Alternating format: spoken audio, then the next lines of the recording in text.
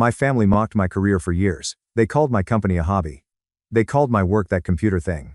They told me my brother Ethan was the one with real executive potential, the one who understood business, the one who would make the family proud. Then, 8 years later, Ethan walked into a job interview at my company wearing a tailored suit, a confident smile, and the same arrogance my parents had spent his whole life feeding. He did not know I owned the company. He told HR he was looking for a senior leadership role. He exaggerated his experience. He dismissed technical employees as people who hide behind screens. He said companies like ours needed someone who understood real business. Then the HR director turned toward me and said, "Maya, would you like to ask the final questions?" Ethan looked at me for the first time. Really looked.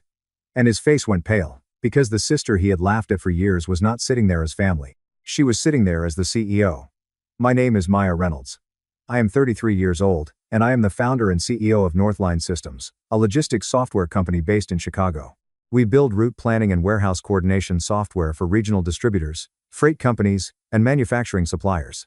That sounds boring to some people, but boring software keeps food on shelves, medical supplies moving, and factories from shutting down because one shipment got lost in a spreadsheet from 2009. Today, Northline has 180 employees, 3 floors in a downtown office building, clients in 9 states, and a product that people in my industry actually take seriously. But if you asked my parents about me 10 years ago, they would have said I was good with computers. That was their polite way of saying they had no idea what I did and did not care enough to learn. In my family, my older brother Ethan was treated like leadership. I was treated like technical support. Ethan was 3 years older than me. He had the kind of confidence that made adults nod before he finished talking. He was tall, charming, and good at making basic ideas sound like executive strategy. If Ethan said, "We should order pizza," my parents heard, "This boy has vision." If I built a working scheduling app for my high school robotics team, they said, "That's nice, honey. Can you help your father fix the printer?" That was the pattern. Ethan had potential. I had skills. Potential got celebrated. Skills got used. My father, Richard Reynolds, worked in corporate sales for a packaging supplier outside Chicago. He loved titles. Senior Director. Regional Vice President. Strategic Account Executive. If a job title had enough syllables. Dad respected it before knowing what the person actually did. My mother, Elaine, was a school counselor, which made the irony almost too rich. She could talk for hours about emotional support, individual growth, and nurturing confidence, then turn around and tell me, "Maya, don't make everything about yourself," every time Ethan needed the room to belong to him. When I was 10, I won a regional math competition. My parents came late because Ethan had a baseball game. When I was 13, I built my first basic website for a local animal shelter. My mother said, "That's sweet." When Ethan gave a speech at his 8th grade graduation, my father took everyone out to dinner because, "That boy is going places." When I got into a summer coding program on scholarship, my parents said they were glad it was free. When Ethan got into a private business school with average grades and a recommendation from one of Dad's friends, they cried at the kitchen table. I was not unloved. That is important to understand. They fed me, housed me, took me to the doctor, bought me birthday cakes, asked if I had homework. But Ethan was admired. I was managed. Ethan was introduced proudly. "This is our son Ethan. He's studying business." I was explained. "This is Maya. She's always been a little different. Very independent." Independent. That was another family word that sounded like a compliment until it became a reason not to help. When college came, the difference got worse. I studied computer science at the University of Illinois Chicago because it was affordable and close enough for me to work part-time. I had scholarships, loans, and a campus job resetting passwords for students who swore they definitely remembered their password, even though they did not. Ethan went to a private university in Indiana for business administration. My parents helped him with tuition, rent, books, gas money, and what Dad called networking expenses, which seemed to include bar tabs, football weekends, and 3 different suits. When I asked if they could help with my laptop because mine kept overheating during programming assignments, my father said, "Maya, your brother's school is a much bigger investment. You know your field is mostly online anyway." Mostly online. Like I was getting a degree from a comment section. I bought a refurbished laptop with money from tutoring. It sounded like an airplane taking off every time I compiled code, but it worked. That became my motto for a while. It worked. Not great. Not easy. Not supported. But it worked. After graduation, Ethan got a job through one of Dad's contacts at a mid-sized consulting firm. The title was Junior Business Development Associate. My parents acted like he had been appointed Secretary of Commerce. I got an entry-level analyst job at a freight coordination company. My job was supposed to involve reports and internal dashboards. Instead, I spent most of my time watching how broken everything was. Routes were planned in spreadsheets. Warehouse delays were tracked through phone calls and sticky notes. Dispatchers were using outdated software that looked like it had been designed by someone who hated color, joy, and the future. Drivers waited hours because one system did not talk to another. Managers made decisions based on data that was already stale by the time they opened it. I started building tools to fix small problems. First, a simple dashboard. Then a scheduling script. Then a prototype that helped match warehouse capacity with delivery windows. My boss liked it but did not understand it. His boss understood just enough to be nervous. Eventually, someone said, "This is interesting, but it's not how we do things." That sentence has probably killed more innovation than bankruptcy. So I worked on it at night. I lived in a studio apartment above a laundromat in Logan Square. My upstairs neighbor played trumpet badly. My downstairs neighbor yelled at the washing machines like they were employees. I ate cheap noodles, drank too much coffee, and wrote code until 2 in the morning. I pitched the idea to investors. Most said no. Some said nothing. One told me logistics was not sexy enough. I told him late shipments were not sexy either, but they still cost companies millions. He did not invest. Eventually, 2 small investors took a chance on me. Then one regional distributor agreed to pilot the software. Then a second client signed. Then a third. Northline Systems was born in a shared office with unreliable heat and a conference room we had to reserve through a group chat. The first 2 years nearly destroyed me. The software crashed during a client demo.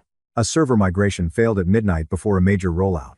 One early employee quit by sending a Slack message that just said, "I cannot do this anymore." Honestly, I respected the efficiency. There were months I paid employees before I paid myself. Weeks when I slept under my desk. Days when I wondered if my parents were right and I had built my life around that computer thing. But the product worked. Slowly, painfully, it worked. Our clients saved time. Routes improved. Warehouse delays dropped. Companies that had ignored us started calling. By year 4, we had a real office. By year 5, we had 50 employees.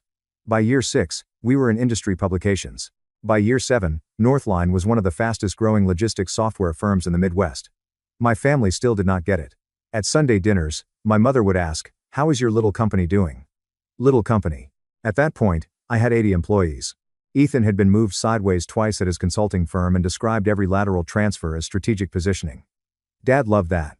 "Ethan really understands corporate movement," he would say. I once told them Northline had signed a contract with a national medical supply distributor. My mother said, "That sounds nice." Ethan just got invited to a leadership retreat.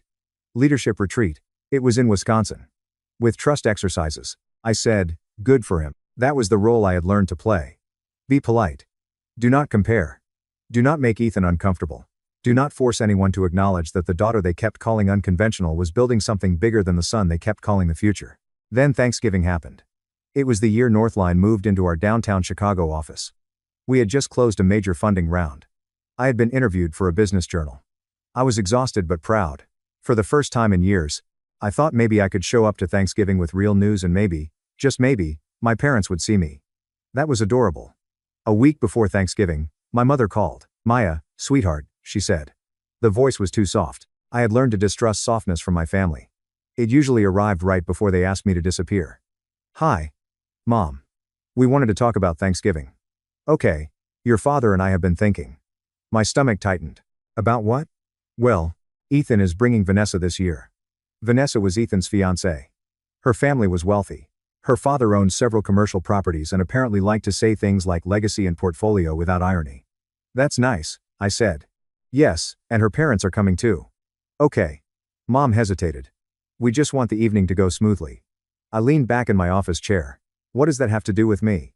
She sighed like I had made her do something unpleasant. "Maya, please don't take this the wrong way. That sentence has never been followed by anything good in the history of human speech. Your father and I think it might be better if you sit this one out." For a second, I genuinely did not understand. "You don't want me to come to Thanksgiving?" "It's not that we don't want you. That is exactly what that means." "No, honey. It's just that Ethan has a real opportunity with Vanessa's family. Her father could introduce him to important people. We need the evening to feel traditional." I looked out at the Chicago skyline through my office window. Traditional. Respectable. Controlled. Small enough for Ethan to look tall. "What do you think I'm going to do?" I asked. "It's not about doing anything." "Then what is it about?" Dad came on the line. "Maya." "Great." The board of rejection had convened. "Dad. This is important for your brother's future. I'm your daughter. Thanksgiving is for family." He exhaled sharply. "Don't make this dramatic." "I'm not. You always do this. You always have to prove you're more successful than Ethan. I sat very still. I don't have to prove anything. Then don't come and turn the evening into a conversation about your startup lifestyle. My startup has 100 employees. There it is. He snapped. Always correcting. Always competing. Can you think about your brother for once? Something inside me went cold. Not broken. Cold. Clear. They were not excluding me because I had failed. They were excluding me because my success made their favorite son look smaller. I understand, I said. Mom came back on. Oh, honey, don't sound like that. How should I sound? We'll do something after the holiday. No, you won't. She was quiet. I said, enjoy Thanksgiving. Then I hung up. I sat in my office for a long time after that. Northline's logo was on the wall outside my door. My calendar was full of meetings. My assistant had just emailed me about a partnership call with a major distributor. My company was growing faster than we had ever projected. And I still sat there feeling like a little girl whose parents had forgotten to come to her math competition. That embarrassed me. But it was true. Success does not erase the part of you that still wants your mother to save you a seat. Thanksgiving morning, I woke up in my apartment and almost went into the office. That was my usual solution for feelings. Work until they got bored and left. But my best friend Olivia Park texted me before I could open my laptop. Don't even think about working today. I stared at the message. Then another came in. My mom made too much food, my nieces are feral, and my husband has already burned one tray of rolls. Come over. I typed, I'm fine. She replied. That was not the question. Olivia had been my friend since college. She had seen me survive bad coffee, worse code, investor rejection, family disappointment, and one extremely questionable haircut junior year. She knew when I was lying. An hour later, I was standing on her porch holding a pie from the only bakery still open. Her 7-year-old niece opened the door and screamed, Auntie Maya is here. I had no biological nieces. Somehow I was Auntie Maya anyway.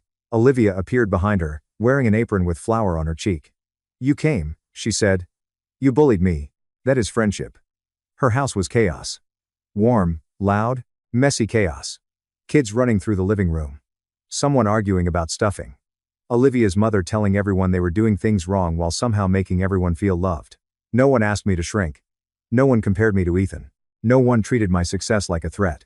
At dinner, Olivia's father asked me about Northline, and when I answered, he actually listened. Not waiting for his turn to speak, listening. Real listening. He asked how logistics software handled rural delivery routes. He asked what made warehouse data difficult. He asked if weather patterns affected predictive scheduling. I almost cried into my mashed potatoes. After dinner, Olivia and I washed dishes while her family argued over a board game in the living room. Thank you, I said quietly. She bumped my shoulder. You don't have to thank me for giving you a chair. I stared down at the sink. My family does. Olivia's face softened. Maya, you don't have to earn a seat here. That sentence stayed with me. When I got home that night, Ethan had sent a family photo. Everyone was dressed nicely. Vanessa's parents were there. My mother looked thrilled. My father had his arm around Ethan like he was presenting him to the world. The message said, Happy Thanksgiving. Hope you had a productive day. Productive. Not warm. Not missed you. Productive. I stared at that photo for a long time. Then I archived the message and opened my laptop, not because I was avoiding pain. Because I had finally accepted something. My family had removed me from their table. So I would build a bigger one. One where competence mattered. One where people were not punished for outgrowing someone else's comfort. The next 6 months were the busiest of my life. Northline expanded into 2 new markets. We hired engineers, project managers, client success leads, and operations specialists. We signed a lease for 2 additional floors in our building. We started building a new AI-assisted forecasting tool for warehouse delays. I spent most days in meetings and most nights reviewing product roadmaps until my eyes hurt. I did not call my parents. They did not call me. Ethan sent occasional updates about Vanessa and her family connections. I replied with polite, short messages. Sounds great. Congrats. Good luck. I gave them nothing else. Then one Tuesday in April, my HR director, Caroline Hughes, knocked on my office door. Caroline was sharp, calm, and terrifying in the way only excellent HR directors can be. She could explain compliance policy with a smile that made grown executives sit up straighter. Maya, she said, holding a folder, do you have 5 minutes? For you, always. She closed the door behind her. That was unusual. We're hiring for the senior operations strategy role, she said. I know. We've screened about 120 applicants. The panel narrowed it to 6 for final interviews. Good. There is one application I thought you should see. She placed the folder on my desk. I opened it. Ethan Reynolds. For a moment, I just stared. My brother's resume sat in front of me on Northline letterhead. He had applied to my company, not a junior role. Not a role adjacent to his actual experience. A senior operations strategy position. A role that required logistics knowledge, cross-functional project leadership, data systems familiarity, implementation planning, and the ability to speak fluently with both technical and operational teams. Ethan had none of that. What he did have was confidence. A lot of it. His resume listed him as strategic growth leader at his consulting firm. I knew from LinkedIn that his actual title was business development manager. He claimed to have led enterprise digital transformation initiatives. Translation: he had attended client meetings and forwarded slide decks. He listed technical platform integration experience. That one almost made me laugh. Ethan once asked me if clearing his browser cache would delete the internet. Caroline watched my face carefully. I take it you know him. He's my brother. Her eyebrows lifted slightly. I suspected, but I did not want to assume. Does he know I'm CEO? Apparently not. I leaned back. That was almost impressive. Northline's website had my name on it. My photo was in the leadership section. I had been in business journals. A simple search would have told him. But Ethan had never been curious about my work. Why start now? How was the phone screen? I asked. Caroline's mouth tightened. Polished. Overconfident. Thin on specifics. He referred to implementation teams as execution resources, which made Marcus in operations nearly choke on his coffee. I rubbed my forehead. Why did he make it to final interviews? He has some client-facing experience. And he mentioned connections with commercial distribution groups. The panel wanted to verify whether there was substance behind the language. That's generous. It is our job to be fair. I nodded. Fair. That mattered. For a moment, the old hurt tried to turn into something uglier. I could reject him immediately. I could let him walk into a room and make a fool of himself. I could expose him. I could finally make him feel small. But that was not who I wanted to be. I had built Northline on standards. If I broke them for revenge, then my family would still be controlling the room. Treat him like any other candidate, I said. Caroline nodded. If he is qualified, move him forward. If he is not, document why. I won't be involved in scoring. Understood. But I do final interviews for senior hires. Yes. So I'll sit in at the end, as CEO. No special treatment. No ambush. Just the same process. Caroline gave me a small smile. I expected that answer. Did you? You built a company where people like me can expect that answer. After she left, I sat alone with Ethan's resume. My brother was about to enter a room where my parents could not tilt the floor for him. I slept badly the night before his interview. Not because I was scared of Ethan. Because there are moments when your past gets scheduled on your calendar, and Outlook has no setting for emotional damage. The interview was at 2 o'clock. I wore a navy suit, simple jewelry, and the expression I used for investor negotiations. Professional. Controlled.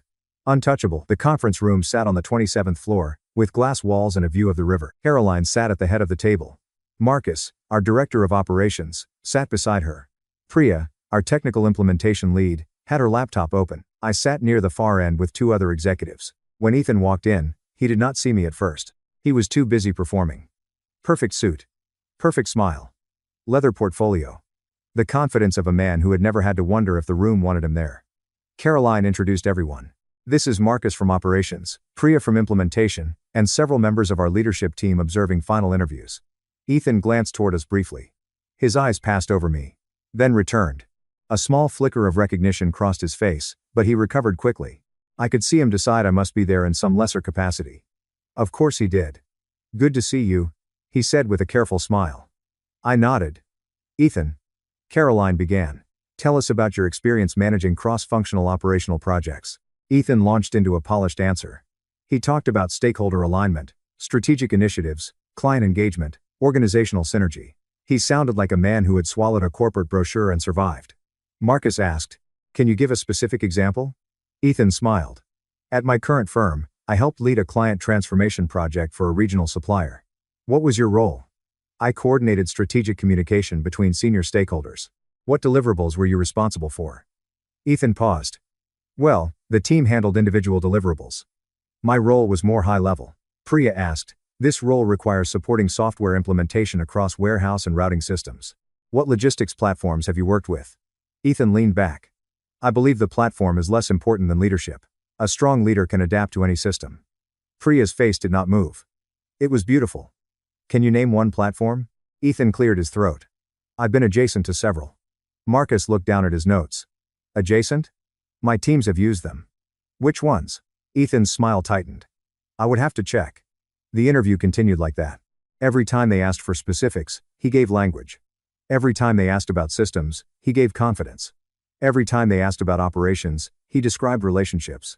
Then Priya asked, how would you handle a delayed warehouse rollout if the API connection to the client's inventory system failed 2 days before launch? Ethan waved one hand. I would bring in the technical team and have them resolve it. Marcus asked, and what would you tell the client? That we are actively working on it.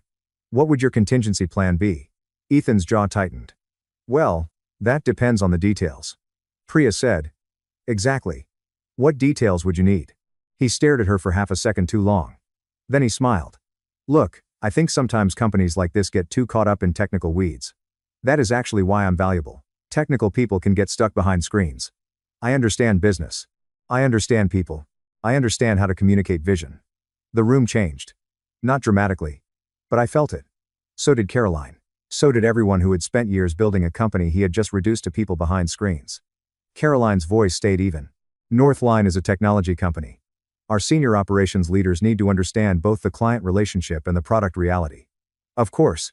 Ethan said quickly. I respect technical people. I'm just saying leadership is different. I looked at him then. Really looked. He was still the boy at the dinner table.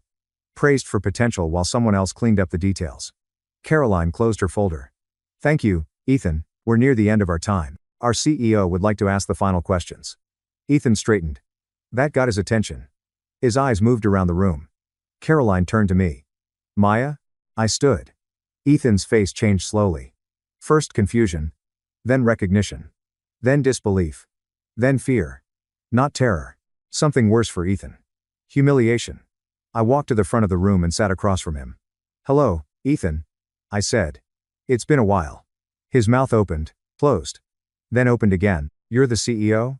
Maya Reynolds, I said calmly. Founder and CEO of Northline Systems. He looked at Caroline like maybe this was some elaborate joke. It was not. I opened his resume. I recused myself from your initial screening for obvious reasons.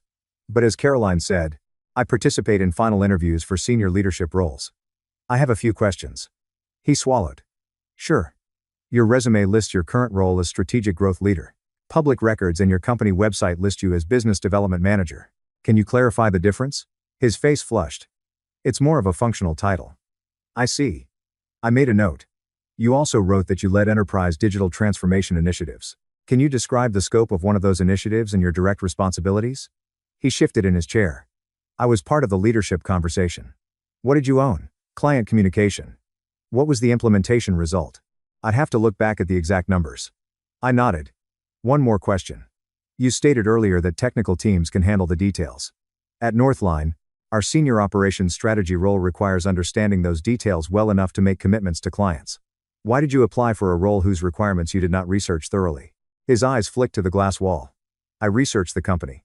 Then why didn't you know I was the CEO? Silence. The room was so quiet I could hear the faint hum of the HVAC. Ethan looked down. I didn't realize. No. I said. You didn't look. I closed the folder. That tells us something. He looked wounded, which almost made me laugh. Not because I enjoyed it. Because Ethan always looked wounded when consequences arrived. I stood.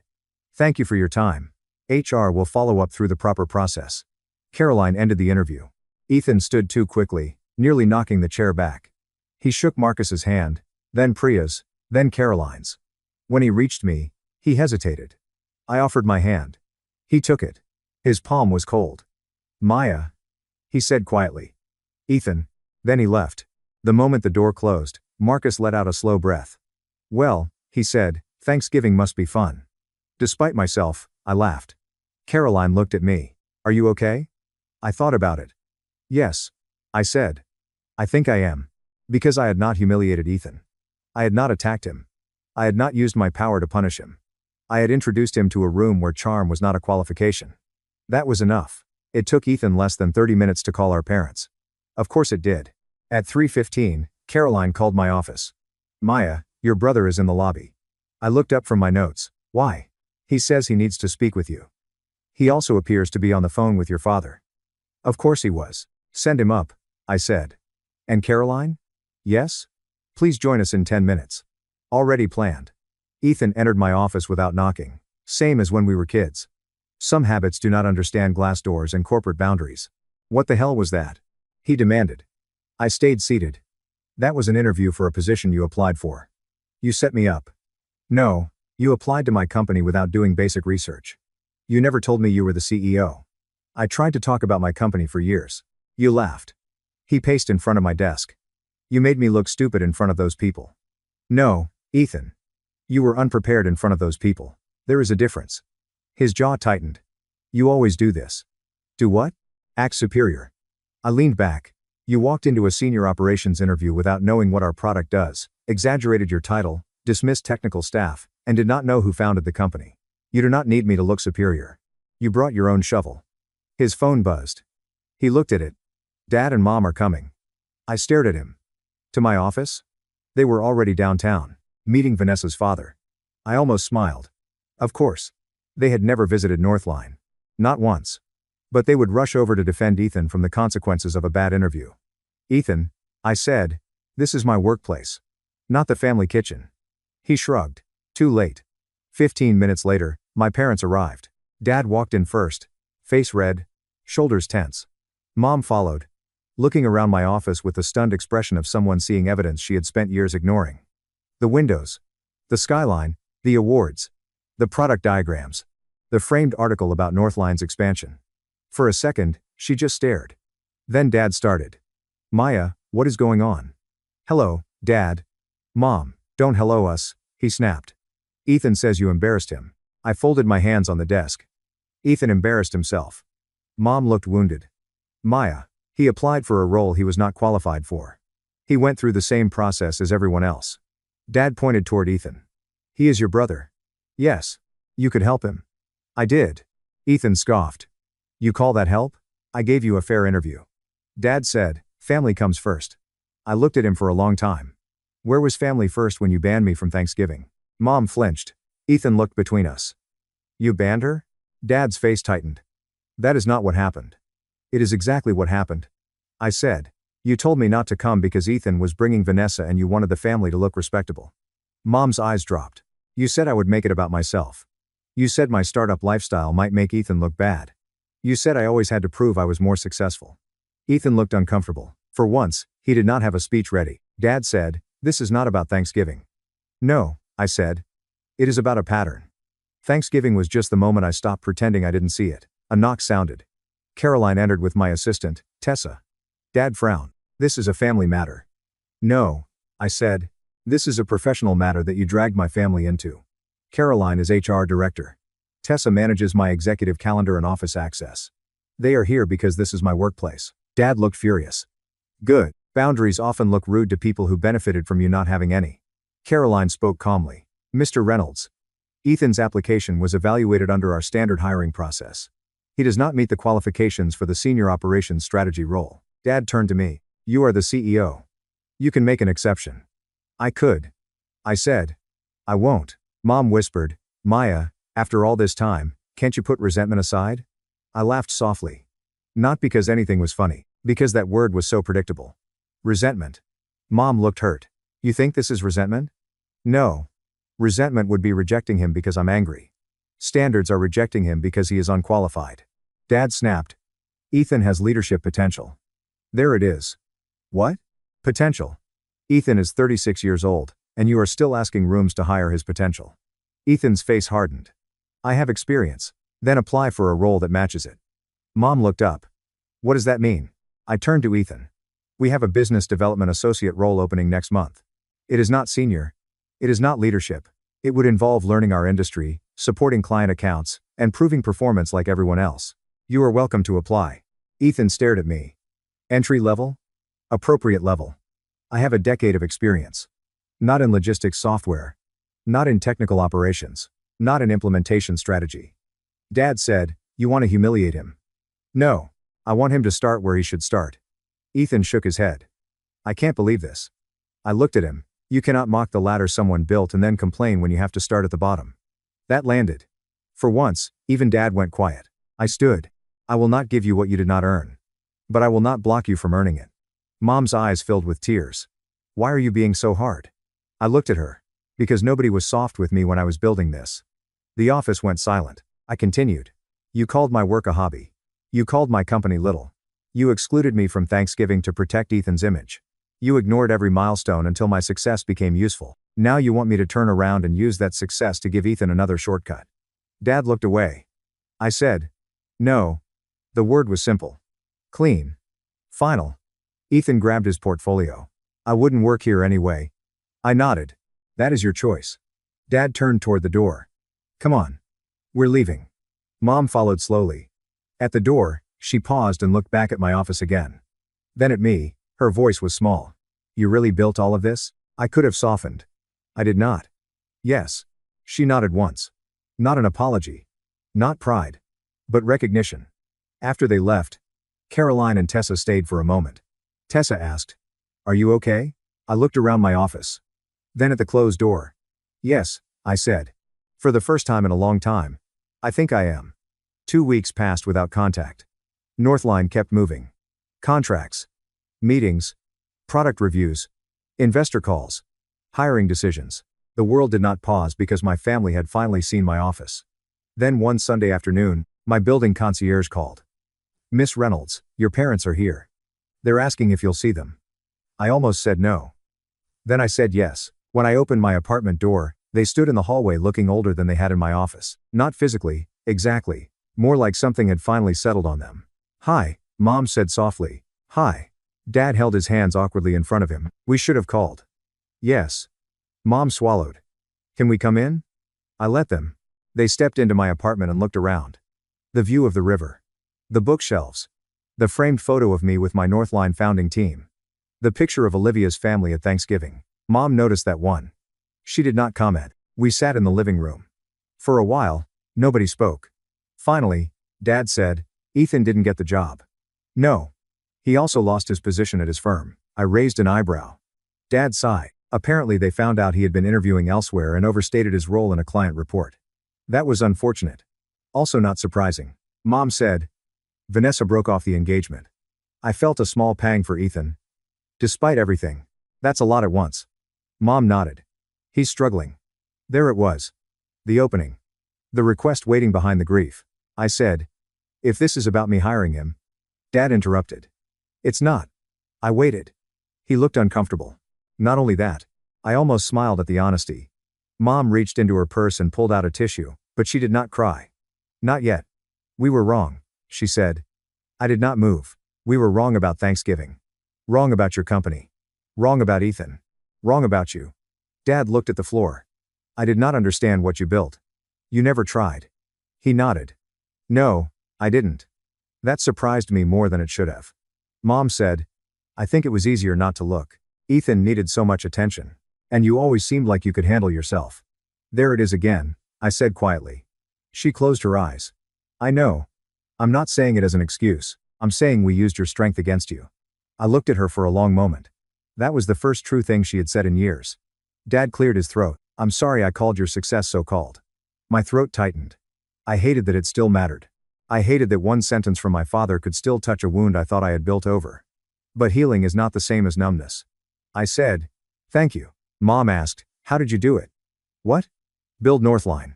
For the first time in my adult life, my mother asked about my work like the answer mattered. So I told her. Not everything. But enough. I told them about the freight company where I saw the problem. The nights writing code in my old apartment. The first failed demo.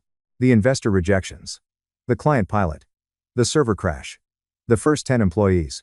The first time payroll scared me so much I did not sleep. The first major contract. The expansion. They listened. Actually listened. Dad asked questions. Real ones. Not polite ones. Mom cried once, quietly, when I told her about sleeping in the office during our second-year product crisis. I wish we had known, she said. I looked at her. You would have known if you had asked. She nodded. I know. Nothing was fixed that day. Let me be clear. One apartment conversation does not undo decades of favoritism. It does not erase Thanksgiving. It does not turn Ethan into a different man. It does not give back every dinner where I swallowed my pride while my parents praised him for standing near things other people built. But something shifted. A door opened. Not wide. Not all the way, but enough for air to move. A month later, Ethan applied for the business development associate role. Through the website. With a corrected resume. Caroline handled it like any other application. He interviewed with the marketing and client development team. I was not involved. He got the job. Not because he was my brother. Because the team thought he could handle the entry-level work. On his first day, he came to my office. This time, he knocked. That mattered more than he knew. "Come in," I said. He stepped inside, looking uncomfortable in a way I had never seen before. No performance. No swagger. Just Ethan. "I wanted to say thank you," he said. "For what?" "For not blocking me." I said I wouldn't. He nodded, and I wanted to apologize. I leaned back. "Okay." He swallowed. "I didn't know what you had built because I didn't care enough to look. I let mom and dad talk about you like your work was small because it made me feel bigger. And at the interview, when I realized you were the CEO, I felt humiliated. But I think I was more humiliated because I knew I had earned it." That was unexpectedly honest. I studied him for a moment. "I accept the apology," I said. "But trust is not rebuilt with speeches." "I know. Do you?" He nodded. "I'm trying to," I said. "Then show me with actions." He did. Not perfectly. Ethan still had moments when his old entitlement showed. He once asked Caroline if his last name would make promotion conversations complicated in a good way. Caroline stared at him until he apologized. He had to learn the product from the beginning. He had to shadow junior staff 10 years younger than him. He had to take notes. He had to stop saying strategy when he meant, "I don't know."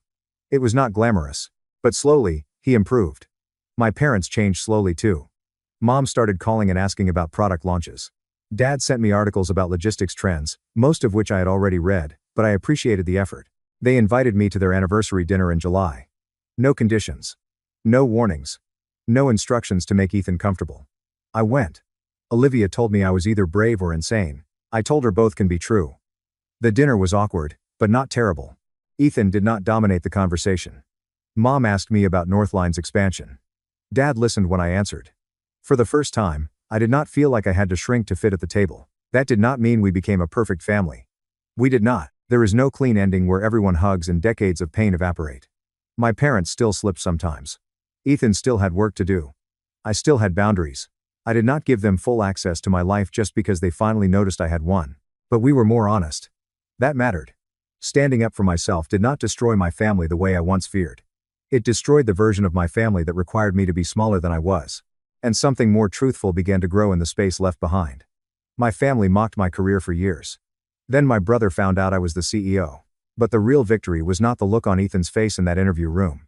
It was not my parents standing in my office, finally forced to see what I had built. It was not even the apology. The real victory was that I did not reduce myself when they finally looked. I did not become cruel. I did not become small. I did not hand out special treatment just to prove I was loving. I built a company on standards, and I kept them. I built a life from work they dismissed, and I stopped asking them to understand it before I valued it. They spent years calling my career a joke. Funny how Ethan's future ended up sitting on the other side of my desk. But by then, I did not need to laugh. I only needed to know the truth. Ethan had been given every advantage. I had built mine from nothing. And this time, when my family finally looked at me, I did not look away from what I had become. Thank you so much for watching until the end. If you really like our videos, please don't forget to like, share, and subscribe. Have a great day.